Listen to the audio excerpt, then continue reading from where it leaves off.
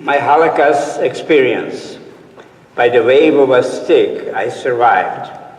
Good morning, teachers, students. It is a privilege to stand before you today to tell you about what the Nazi regime did to the entire world during World War II. I thank you for the opportunity. You deserve to know the history of these atrocities, while the story that you are about to hear happened to me. It also happened to millions of other people. The Nazis did not just murder Jews, they killed the mentally ill, homosexuals, gypsies, or anybody who was not blonde-haired and blue-eyed and white. And anyone who stood up to them. You children are the future of our world. It is you who can make our world better, more peaceful place. In this world history repeats itself, those who do not learn from our mistakes and doomed to repeat them. Thank you for inviting me here to speak about my misfortune in the Holocaust. All of the experience that you will hear about today took place 73 years ago to me. First, let me tell you that I speak with a Hungarian, Czechoslovakian, and a Yiddish accent. I hope you can understand me, and please know that I come here today as a survivor, not as a polished public speaker. I am one of the few lucky ones that survived the Holocaust. By a wave of a stick, and with God's help, I survived. My name is Albert Hersh. Before World War II, my name was Adolf Hershkowitz, and in Yiddish is Avrum. And my mother called me Avrumala. I was born in a small farming town named Tibava, Czechoslovakia. In 1938, Hitler gave part of Slovakia to Hungary. This was very good because this included my hometown, and it kept the Jews in my hometown safe for a little bit longer. I came from a family of 10, 6 girls and 4 boys. In order from the oldest to the youngest, there was Friede, Basha, Malka, Rivka, Froim, Moshe, Feiga, Zachariah, Avrum, and Laya. I was the youngest boy. There were 18 Jewish families in my hometown, which was about 120 people, including children and adults. There were also about 2,000 Christians living in the area. Most were farming families. The Jewish families of my hometown were all very hard workers. In addition to being farmers, all were of different trades. They were butchers, mill workers, bar owners, shoemakers, insurance salesmen, generally grocery stores, leather tanners, and also tailors. My family was the tailor of the town. We custom made and supplied all the clothing for the farmers. Our Jewish community in Tibava had our own temple and a Hebrew school. We observed all Jewish holidays. After World War II was over, only 24 of the 120 Jewish people from our village survived. In addition, I lost 60 people from my extended family. Grandparents, uncles, aunts, cousins, all were murdered. Prior to World War II, I had a very happy, typical childhood for a boy from Tibava. I started Hebrew school when I was 6 years old. From 6 to 8, I went to Hebrew school. From 8 to 3 o'clock, I went to public school, which was mandated Catholic school. From 4 to 6, I went back to Hebrew school. We had Hebrew school every day, including Sunday. On Saturday, the Sabbath, we rested and went to temple. Even though our school days were long, we had lots of friends and also managed to play soccer, my favorite sport. In 1936, when I was about 8 years old, I heard rumors that Jewish people were being attacked in Germany and put into prisons, and that the Jews with no citizenship were being sent out of their country. As the years went by, I heard more and more stories about Jews being rounded up and sent out of the country. Not only did these rumors continue, but they kept getting worse. Young Jewish boys and girls from Slovakia came across the border to our hometown and told us horrible stories about thousands of Jewish families were rounded up and taken to a ravine. Once they were there, they were shot and killed and burned with gasoline. Never in history has anything so gruesome been heard of before. Therefore, no one of us could or would believe these terrible atrocities. You have to understand, when this occurred in 1944, there was no internet, there was no TV, no movie shows, no newspaper, no telephones. We did not travel from one town to another or on vacations. We did not know what was happening in the cities hundreds of kilometers away, unless we had relatives visiting those in town. Our world was very small and did not involve war or evil. So when we heard stories about these types of atrocities, we could not confirm them with a phone call or by using Google or YouTube. Not only that, the horrors that we would experience ourselves were beyond our wildest dreams. Most people today who have the benefit of history books could not even imagine that one human being could treat another with such evil.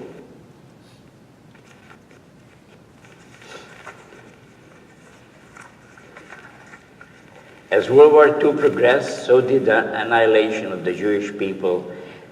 In the beginning of the year of 1944, my older brother Moshe, who was 21 years old, received an order that he must report to a work camp.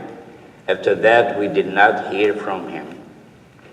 Just before the spring of the same year, an order came that told us to gather at the temple with 50 kilos of clothing and food and leave our homes. They made us believe that we were just being relocated to farms. Being God-fearing, faithful, and trusting people, we believed and did what we were told to do. My brother and I were concerned. We pleaded with our mother not to go. But she was crying and convinced us to go along so we would all be together and not have to worry about each other. I was only 14 years old at that time, and my brother's Harriet was only 15 years old. So we listened to our mother, and we all went together. The Shandars, the Hungarian police, with their feathers in their heads and black hats, loaded us into horse-driven wagons and took us to the ghetto, which was an old brick factory, fenced in with barbed wires in the city of Uzhhorod. We stayed there for only 2 weeks and fenced in without regular food or sanitary conditions. In the ghetto, we had only the food that we brought with us to eat.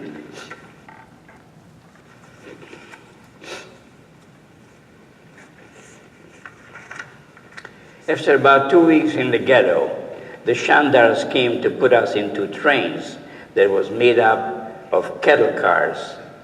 But they didn't ask us to get on the train. They were on horseback and used whips and sticks to round us up. The Shandars were cursing at us and called us bido, jiro, dirty Jews, and hitting us on our heads and bodies. We were loaded into cattle cars, about 100 people in each car. Old people, babies, sick people were all in there together with no food, water, or sanitary conditions. People had to relieve themselves right where they were sitting. I was on the train with my mother and my sister Malka and Laya, my brother Zachariah, my uncle Joseph, my aunt Dora, and my cousin Moshe, Yoina, Malka, and Handel.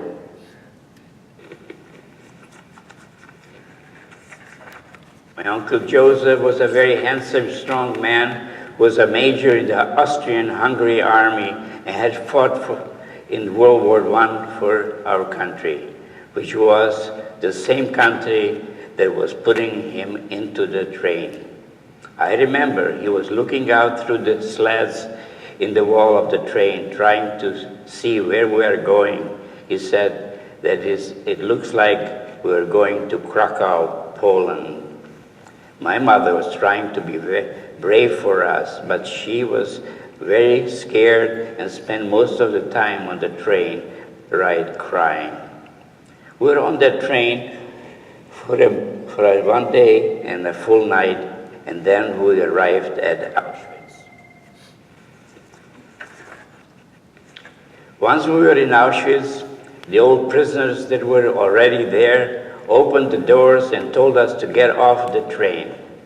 The old prisoners knew what went on at Auschwitz, so in an effort to help us and save as many of us as they could from going to the gas chambers, they told the young boys and girls to say they were older than they were, and they told the mothers with little children and babies to give the babies and young children to grandmothers and older women.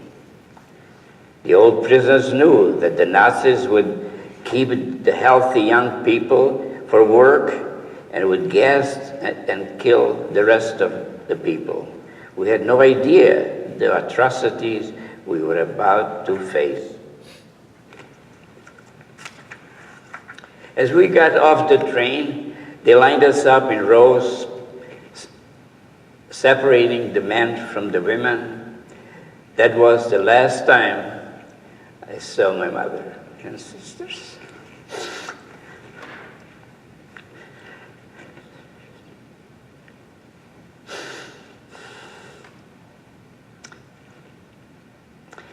I never had a chance to say goodbye to them.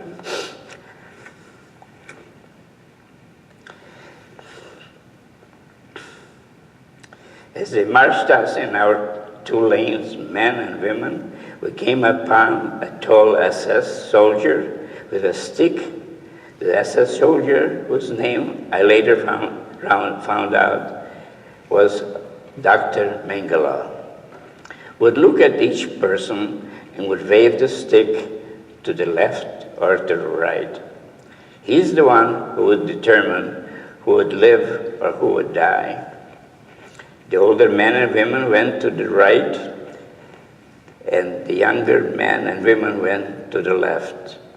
My mother, my sister Malka, Laya, and my uncles Joseph and my aunt Dora, my cousin Yoina were all waved to the right.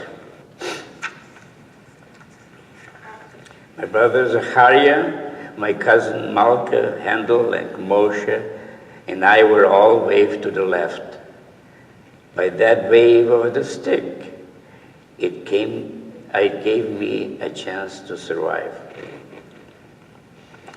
My cousin Moshe was standing right beside me as we were ordered to the left, but he decided to run to his father. We learned later that there was a big mistake, because everyone who went to the right went directly to the gas chambers, where they were murdered in the most sadistic way. We were told that they were to take a shower. They were humiliated, forced to undress, and shoved into the shower rooms, which was nothing but gas chambers. Some of them tried not to breathe.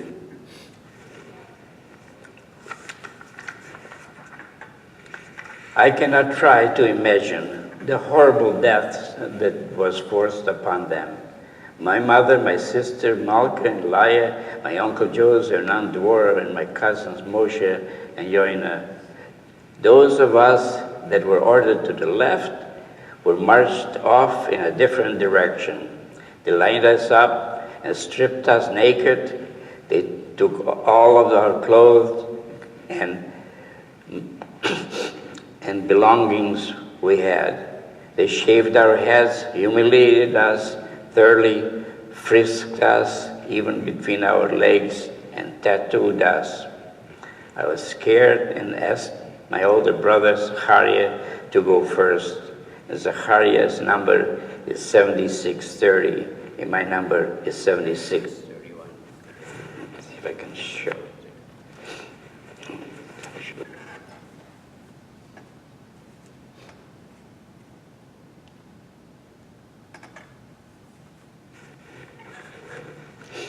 This is my number. A stands for Auschwitz, and this is my number that they had, and they had me as a slave forever, they thought.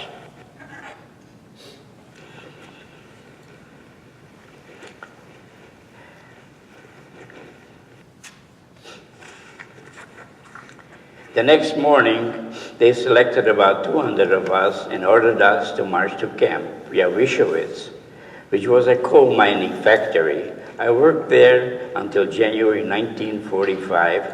While we were there every day, we worked from 8 to 6 o'clock. Our daily food ration was a slice of bread with margarine and tea made of straw. Leftovers from cafeteria that had fed the Polish workers for lunch and for dinner. Sometimes we got a bowl of soup with beets and cabbage or potatoes. We worked inside a coal mine. My job was to remove the white stone from the coal as it came down the conveyor belt. I had to pick it up and throw it in the middle of the conveyor belt. I worked alongside my older brother, Zachariah. The daily conditions were often frightening and life-threatening. We walked to the job with SS guards guarding us. Often we were kicked and beaten with a rifle for no reason at all. I witnessed many beatings and even hangings for those who tried to escape or who were having difficulties keeping up. In January 1945, they told us to get ready for a march because the Russian front was coming closer. We marched for a day and a night without stopping. We did not dare to get out of line, even to relieve ourselves, because either the German shepherd dogs would tear us apart, or the SS would just shoot us. We marched until we came to a field close to the train station. There, they told us to lay down in the snow. I was very frightened because I thought that's where they were going to shoot us. But we stayed there until a train, open cattle car train came, and they loaded us up, about 100 people per boxcar. There were at least 1 foot of snow in the boxcar. We were squashed together with no place to move. We had no food or water on the train, so we ate the snow.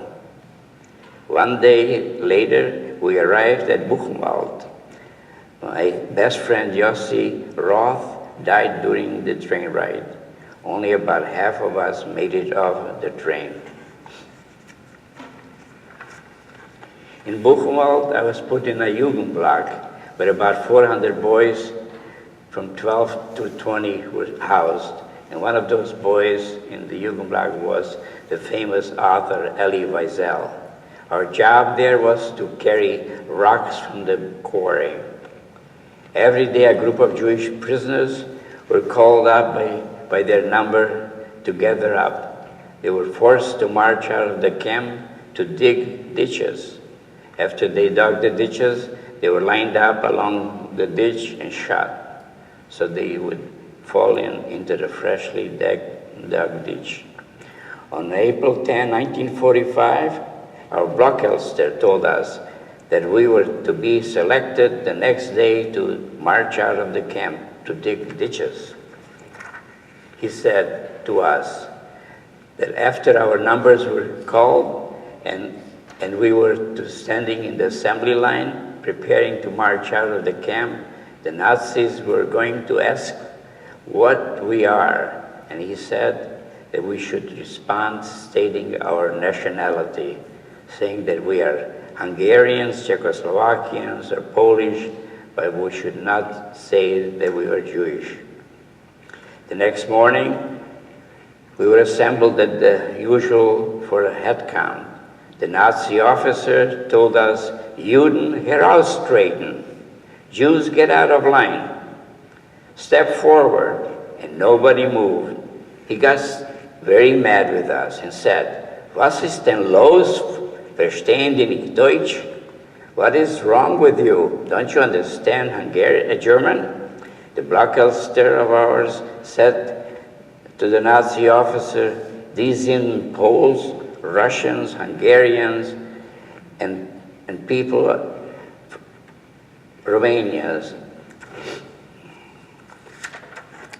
Then the Nazi officer pointed to a young, frightened Jewish boy from Warsaw and said, Bist du Jude? Are you a Jew? And the boy was shaking and frightened and replied, yeah. The Nazi officer said, Sag deine Kameraden, dass die heraustreten. Tell your friends to step out of line. The boy said, Jingjach kim saros. Young boy step out of line, and nobody moved. He was shaking and crying. At that exact moment, Flieger alarm, the sirens started overhead, were blasting. We saw the American planes overhead, and we all ran as fast as we could into the barracks. This Blockhelster, who saved our life, was a Christian political prisoner. His name was Kalina, and he has been honored and recognized as a hero at the Holocaust Memorial at Yad Vashem in Israel. April 11, 1945, at about 10 a.m., that was the day we were liberated. At about noon, the American tanks rolled into our camp. That was the happiest day of my life. The prisoners were screaming and carrying the American soldiers on their shoulders through the camp. Some of the cruel SS guards were captured by the Russian prisoners and killed until the American army intervened. They said that the Nazis were prisoners of war and we would all have to abide by the Geneva Conventions. I am forever grateful for the American Army and the great nation of ours, United States of America. After we were liberated, the American Army brought the people of Weimar, next to Buchenwald, to see on first hand what was happening in the concentration camp of Buchenwald. The people of Weimar saw the survivors, the conditions in the camp, and the methods of torture and used against the prisoners. One of the many unspeakable things that they saw was a lampshade that were made of prisoners' skin.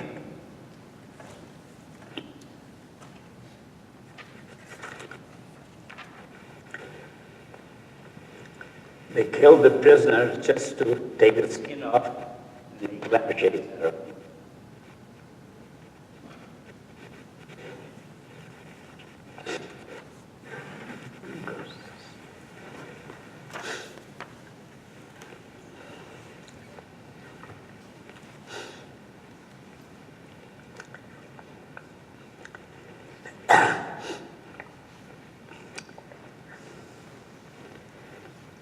Else Koch was the Lagerführer's wife, who was the camp, who was doing this to the prisoners, and killed and skinned for the lampshades. I made pictures and carpets of them. People of Weimar said they did not know that what went on in the camp in Buchenwald, but they lived only a mile away from the fence. My brothers Harry and I returned to our hometown after we were liberated. We found our home looted and destroyed. We thought we were the only survivors from our family. So we relocated ourselves to Prague. And one day, when Zachary and I went walking down the street, we saw a man in a soldier's uniform walking towards us on the same sidewalk. It was our brother Moshe, who you could not imagine the overwhelming joy and all we experienced from this reunion. I arrived in the United States in 1948 and lived with my sister Rivka and my brother Freund, who were sent over to the United States before World War II. About a year and a half after being in America, I was drafted in the American Army and served in the Korean War. I was in the Korean War and I worked at a MASH hospital. It was about 20 miles from the front lines for about a year and a half. Even though I had just came from a concentration camp and I was still having nightmares, I was proud to serve this great country in the Army. In 1957, I married my wife Pearl Davis, and thank God we have 6 children and 6 grandchildren. I went into business with my brother Zachariah, now known as Dad.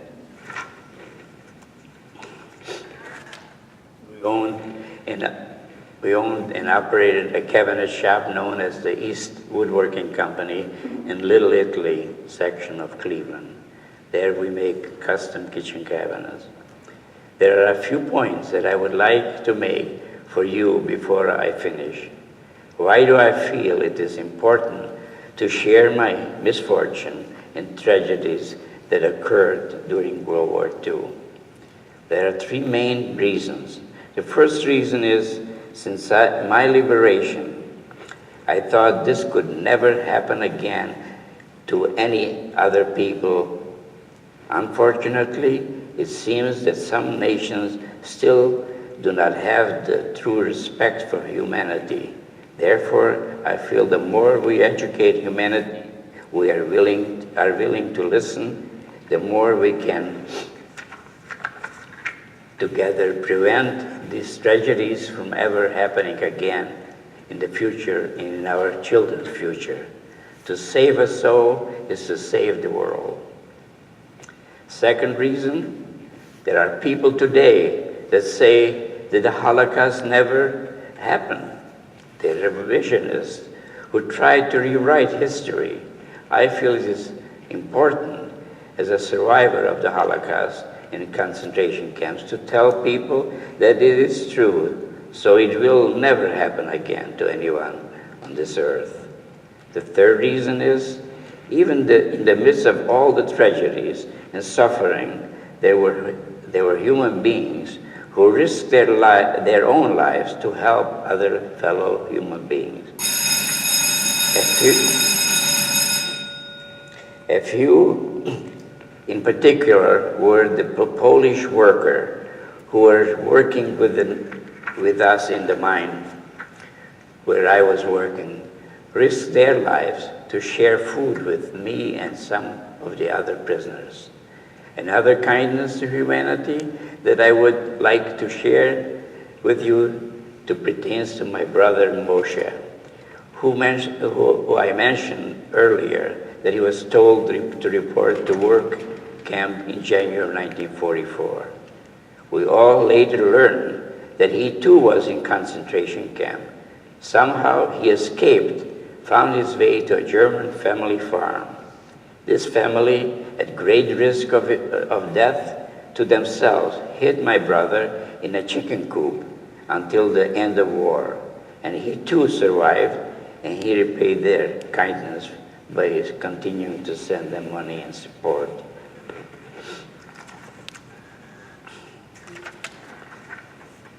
Many people ask me about God. How did I feel about God when I was in concentration camp? They ask me, do I still believe in God? They ask me, why did God let this happen?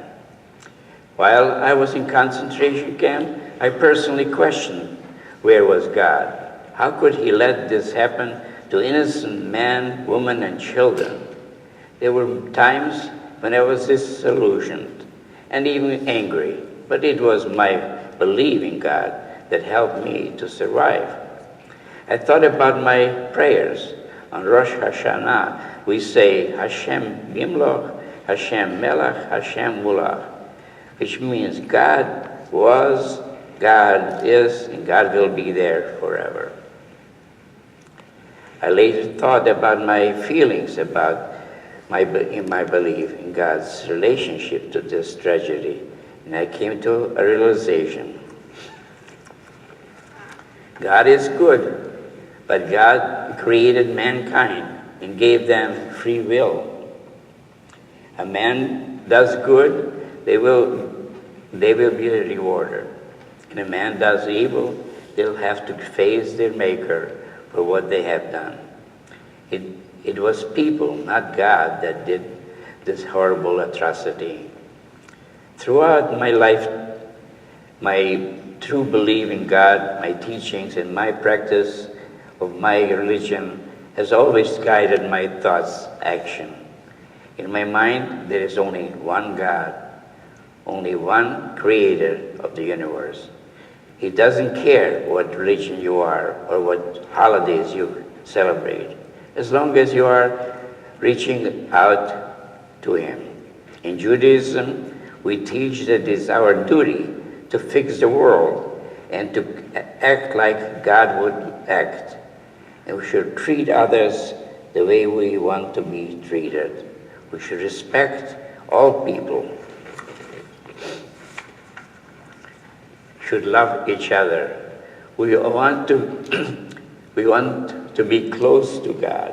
I truly believe that there is no one path to near him. Everybody reaches to God by moving along on their own path.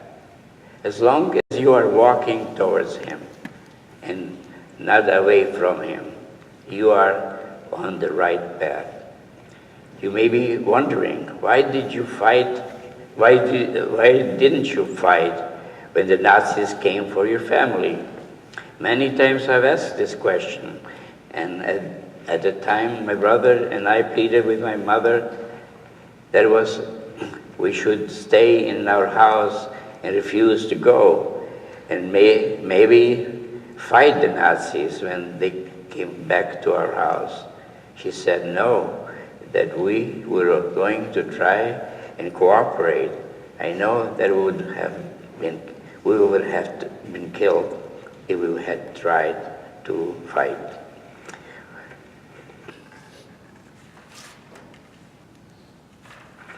Why didn't the Jewish people fight back?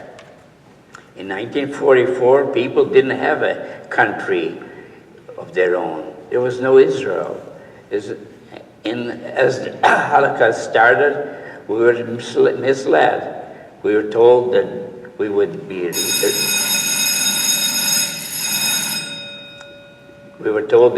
resettled on farms, and they separate the men from the families.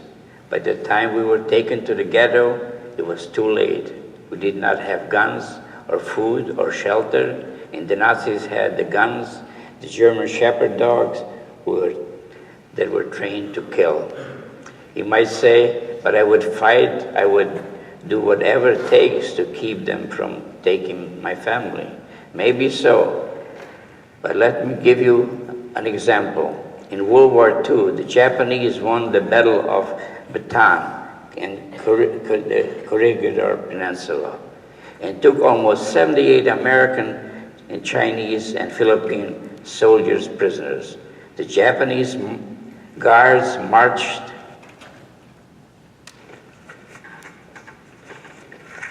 the prisoners 65 miles without stopping for food, water, rest, or bodily functions. More than 11,000 of those soldiers died on the way. I bring this up because even though those prisoners vastly outnumbered their Japanese captors, they were not able to resist, and they were soldiers who were trained to kill. We were mostly women, children, and old people, and we had no weapons. But there were times when the Jews fought back. In many countries in Europe had roving groups of Jewish partisans who attacked the Nazis when they could.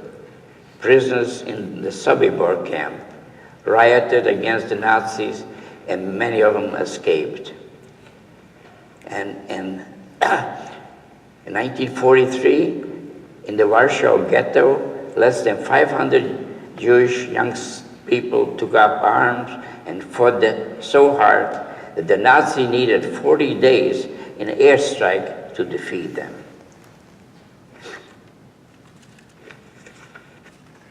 I don't think, you may wonder were all the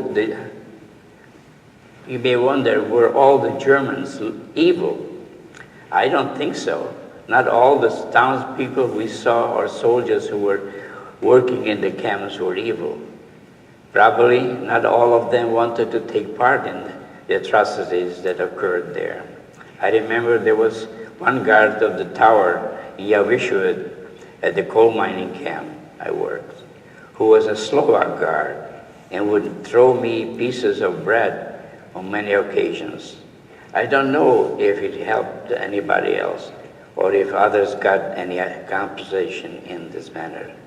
Unfortunately, in this world, you don't have to have a majority of evil people for bad things to happen. You only need a small percentage who are truly evil and a large number of people to stay by and do nothing for those horrors to take place. At the same time, it happened, the Germans were considered to be one of the world's most educated, sophisticated, advanced countries. But because the world did not stop them, the war they started killed somewhere between 40 and 50 million people. You may ask, do I hate the Germans for what they did to me and to my family, to the thousands upon thousands of innocent victims? There is no way that I could forgive those who participated in the Holocaust, but I cannot hate the current German people. That is because hating is a sickness.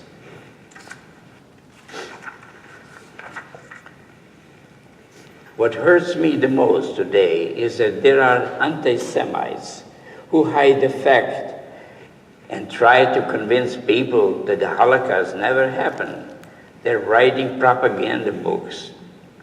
We all need to be aware that these people exist, and we all must be prepared to shout, never again, and never forget. We will forever remember the many thousands of Nazi SS soldiers who took part in the extermination of the Jewish people and have never come forward to confess the crimes that they committed. I have not seen anyone asking for forgiveness from the survivors or the Holocaust people.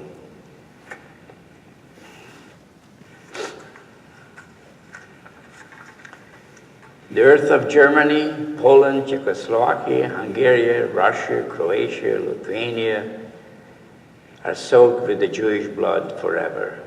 We cannot ever forgive those that took part in the direct annihilation of innocent Jewish people. I'm sure that God has a special place in hell for them. I would like to offer a final thought. As I always say, God helps those who help themselves. Looking back, if the Jews had run in all different directions and surrounding nations had been there to help us, most of us would have survived. Remember, you are the king in your home, and nobody has the right to move you from your home. My motto is, God helps those that help themselves. Here's a poem by a man who was a Lutheran pastor, who was imprisoned by the Nazis in concentration camp and during World War II. After the war, he regretted that he did not do more to help the victims of the Nazis. His name is Martin Niemöller. They first came for the socialists, and I did not speak out because I was not a socialist.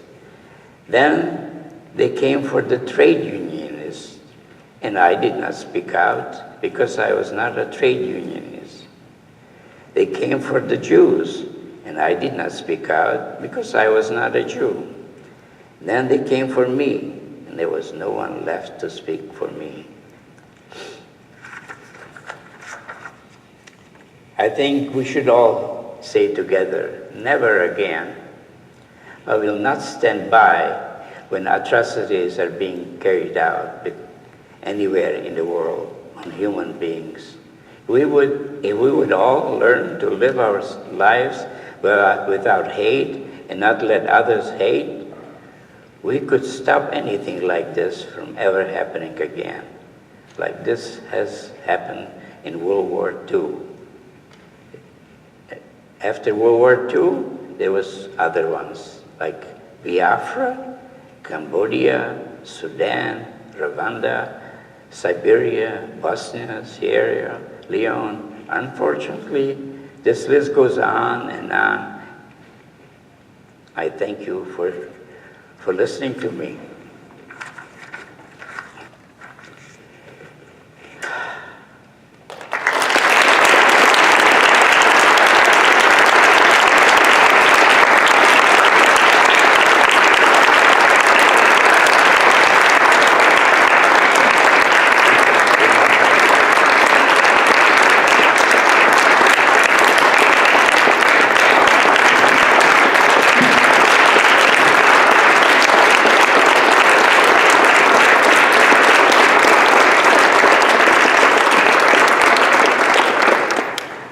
Anybody have any questions? So, through your experiences, can you forgive the Nazis for what they did? The Nazis themselves I cannot forgive,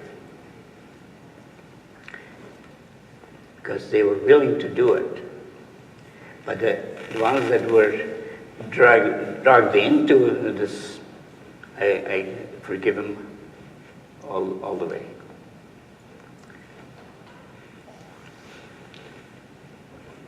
Good question. Have you returned to Auschwitz? Pardon? Have you returned? Yes, I was in Auschwitz in 1992 with my oldest son. We still see some crematoriums that are still there, and there were a lot of visitors there, thousands of people going through the place. But most of the crematoriums have been demolished. There's only one of them that I saw. Okay. Looking back on your experience, would you have done anything different? I didn't hear you. Would you have done anything different looking back on it? Would I have done any different? Jesus. Wish Hitler wouldn't have been born. That would have been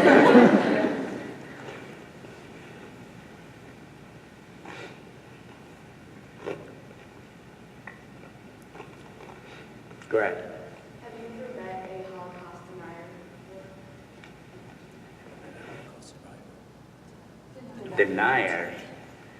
Well, you see in Charlottesville, you saw those people that are looking to be like Nazis again. Right? And they don't believe anything that the Holocaust even existed. They haven't learned anything. So in this country, we have a mixture of people, and I hope this will never happen in this country or ever, or any country for that matter.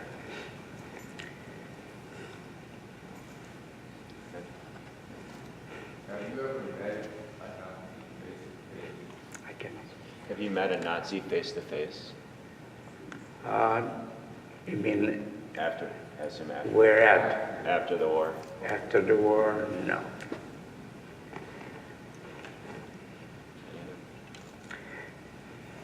Yes. One of the things as a U.S. history teacher that's debated is whether or not the American military did enough to stop it when it could have. Yes. Like bombing the crematorium or targeting it with airstrikes. Would you have preferred that the U.S. military took more direct action in the air?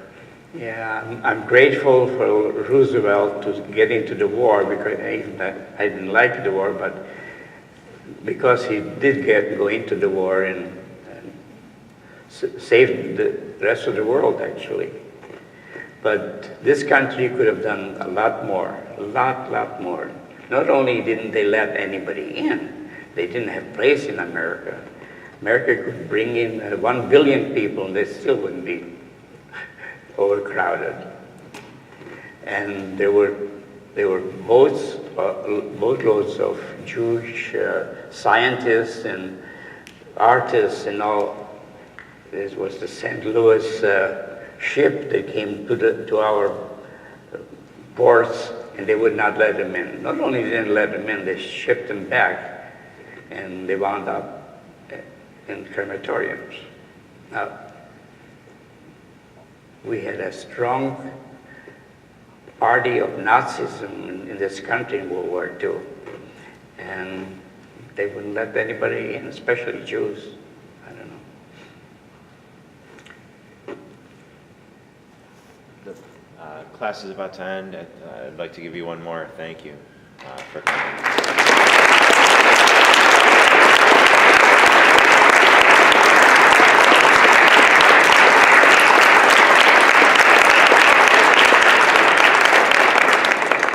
Thank you for listening to me, and I hope you have learned something and think about it a little bit.